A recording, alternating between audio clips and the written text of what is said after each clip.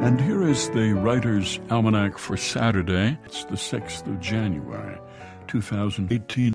It was on this day in 1942 the first around-the-world commercial flight landed in New York City at the seaplane base at LaGuardia Airport. It was a Boeing 314 called the Pacific Clipper, flown by Pan American Airways. A luxurious plane carried 74 passengers, had couches and thick walls, a lounge. Passengers at meals sat down at tables covered with fine linen. The food was served on china plates. It's the birthday of E.L. Doctorow, born in New York City, 1931, author of the Book of Daniel, author of Ragtime.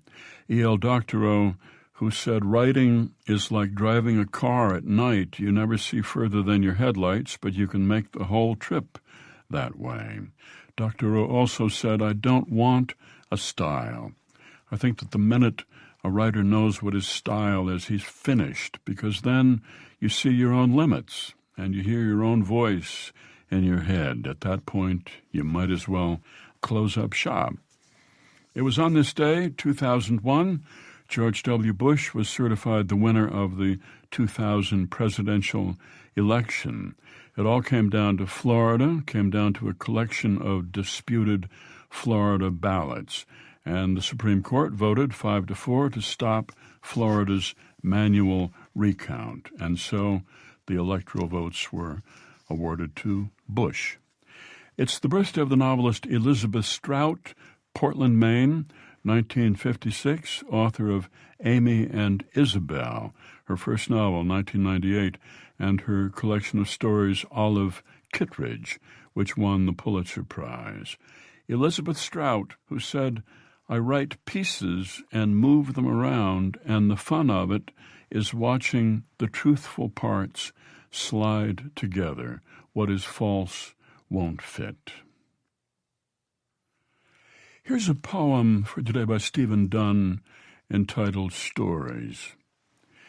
It was back when we used to listen to stories, our minds developing pictures as we were taken into the elsewhere of our experience, or to the forbidden or under the sea. Television was wrestling Milton Berle, believe it or not. We knelt before it like natives in front of something sent by parachute. But when grandfather said, "I'll tell you a story," we stopped with pleasure, sat cross-legged next to the fireplace, waited.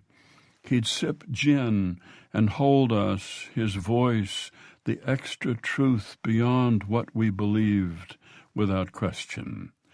When grandfather died and changed what an evening meant, it was 1954. After supper, we went to the television. Innocence in a magic land, getting more innocent, 1,000 years away from Oswald and the shock, the end of our enormous childhood. We sat still for anything, laughed when anyone slipped or lisped or got hit with a pie. We said to our friends, "What the hey?" and punched them in the arms. The television had arrived and was coming.